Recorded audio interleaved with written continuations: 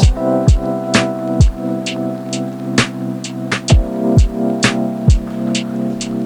up, guys? Welcome back to my channel. Please like, subscribe, say hello. How is everyone doing? How's everyone doing? It's been a few interesting days on my part, and the thing I wanted to express to all of you today is about expressing yourself. Yeah, okay. I have not historically been very good at that. No. I just wasn't really a talker. And when I did talk, I wouldn't really talk about what I actually wanted to talk about. And probably in some ways, I still do that. Do I still do that? I have no idea. Oh God, now I'm gonna get really into my head about am I talking about something to avoid talking about the real thing? But basically what I mean by that is I can get very into my head and get very wrapped up in esoteric thoughts and things that aren't actually here and now practical. And that is probably in some way a diversion tactic that I don't want to deal with this. So I go off into my head about hypotheticals, which might be true or might not be true, but it doesn't really matter and won't really change anything, and I can't really do anything about. So I haven't been very good at talking. Can you tell? And I didn't even realize how bad I was at talking. I didn't realize that my family had no idea what happened in my life. They had no idea what I spent my days doing. My friends had no idea. My friends still probably have no idea. I'm that friend who does not get back to you. And I let the other person talk. I let the other person talk. And then when you turn it over to me, I'm like, oh, it's my turn. But I'm much better. And the thing that I've discovered about talking is that it is a good thing, but for the reason that you don't suspect, or the reason that I did not suspect. How do I even...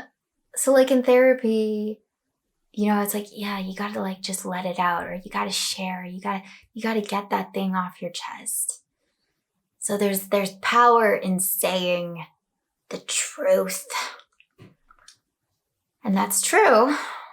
That's true because it is a relief and a release to finally say something that you haven't been able to say. Because if you can't say it, if you can't talk about it for yourself, I'm just sticking with for you, for yourself, it creates this belief or this infrastructure around the thing that it cannot be said for whatever reason, because you're not saying it. So what would be things that you can't talk about? They would be bad or shameful or mostly just bad, wrong. It cannot be said. And then you kind of fill in all the reasons based on what excuses you normally give yourself or where your brain goes to. And they could be different for everyone, but they're basically just the same thing. That there is a very good reason why you're not saying the thing. And, probably initially there was a little oh, maybe they'll judge me if I say this or something like that. But with time, that gets expanded and grows, and you come up with more and more reasons not to say the thing. It's when you say a lie, even just a little white lie, and now you're and the longer that lie goes on for, the harder it is to finally say the truth. That's true not just for a lie, that's true for an omission, which is a lie as well. Of a kind. of a kind. That's partly why saying whatever needs to be said is so powerful, because once you say it, suddenly you broke the rules. Like, if you can say it, it can be said. So it's not so terrible, or it's not so shameful, or it's not so secret.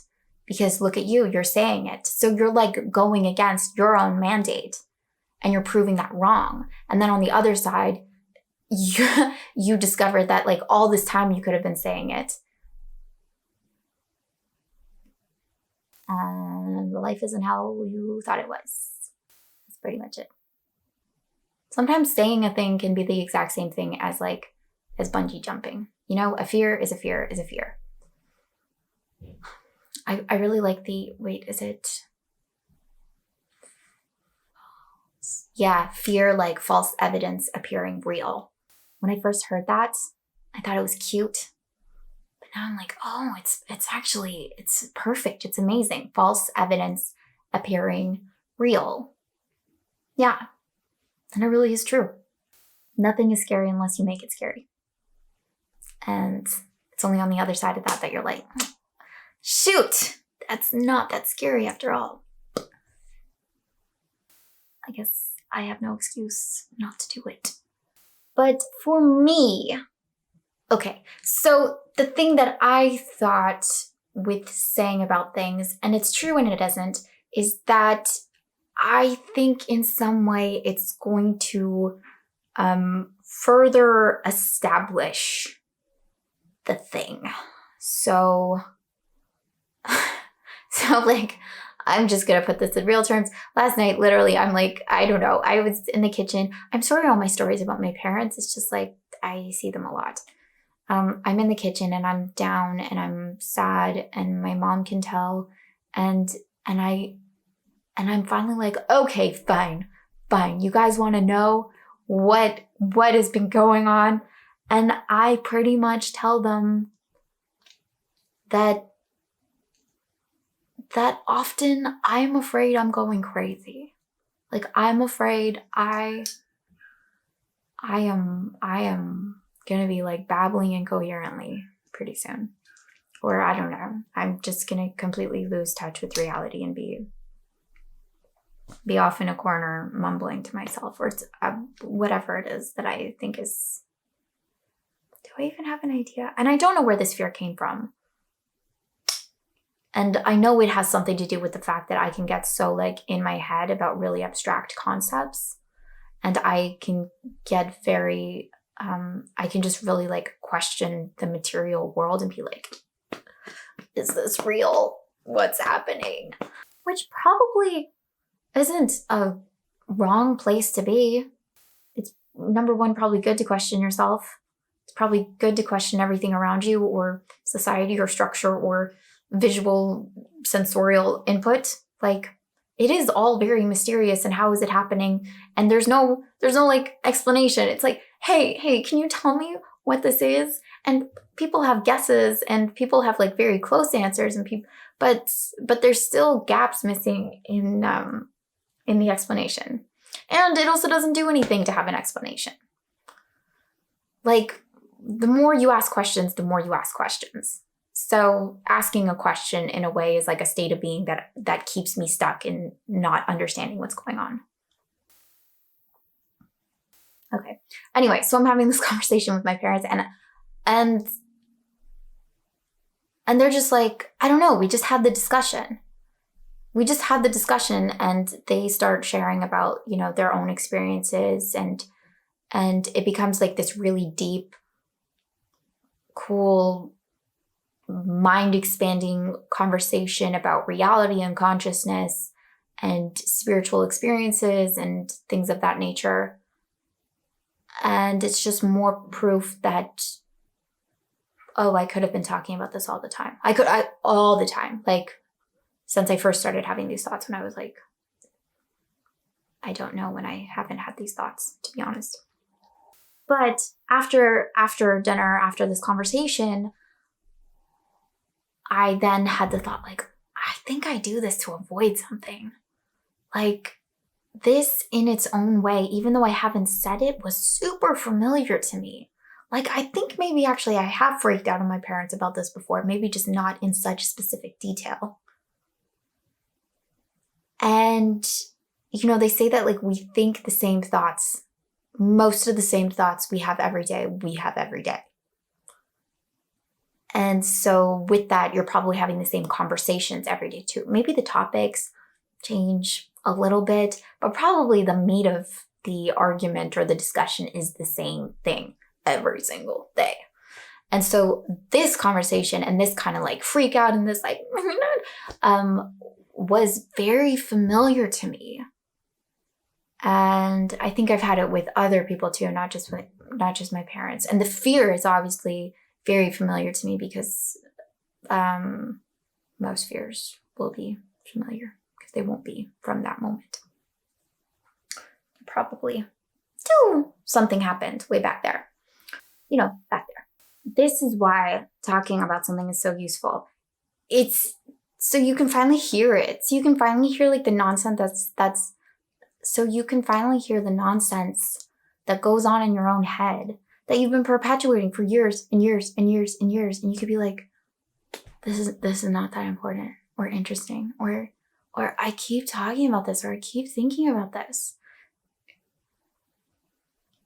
Like, it becomes so much more real when it's actual like sound coming out of your mouth versus thoughts filtering through your head.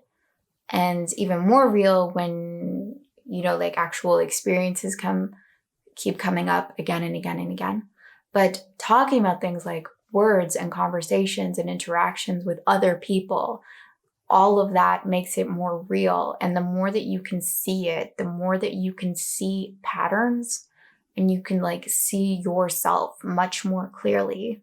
Obviously, when it's outside of you, when people are actually like dealing with your own thoughts, suddenly they're bigger. And so you can see them and hold on to them in a different way and actually detach from them finally. So it doesn't make them, it can have the exact opposite effect. Like, it can make it more real. It can make it more ensconced, like etched into your belief system or your identity or your life. But at the same time, because you're like, bling, there it is again, you can see through it. And it's really so much more difficult to see through something that can't be seen yet, you know, that's just kind of like whispering through your head. That's why it's important to talk. That's really why it's important to talk. And I wish someone had told me that when I think I saw a therapist for the first time when I was like 14 or something. I wish someone had been like, no, we're talking so that the talking doesn't matter. Does that make any sense? Like, yeah, there's just so much emphasis on like, express yourself, say your truth. And I just think you like say your truth so you can be like, wait, I don't want your truth. Well, that's stupid. I don't like that. And I want another truth. And that's what it does for me. Or if you like it, you're like, yeah, that's my truth. Anyway, so you get a choice. You can actually interact with it. And it can actually move and change and evolve. Yes. If it just stays inside of you, it's just stuck. And it'll keep going over and over and over and over and over and over in your head until you finally do something with it because it wants to be dealt with. So deal with it.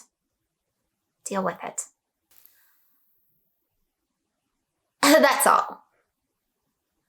So, yeah.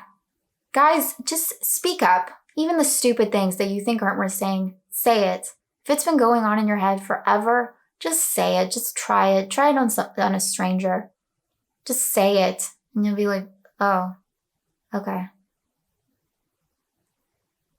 Oh. Can you tell this speaking thing is new to me? All right. I love you.